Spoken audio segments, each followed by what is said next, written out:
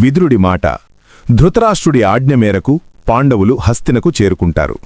శకుని కపటంతో, ధర్మరాజా, కాలక్షేపం కోసం జూదమాడుదామా అని పిలుస్తాడు.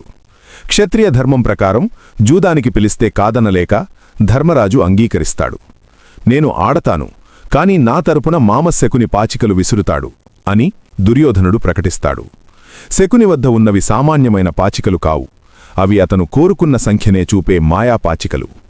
ఆట మొదలైంది. మొదటి పందెంలో రత్నాలు, ముత్యాలు, రెండో పందెంలో ఏనుగులు, గుర్రాలు, మూడో పందెంలో అఖండ ధనరాశులు.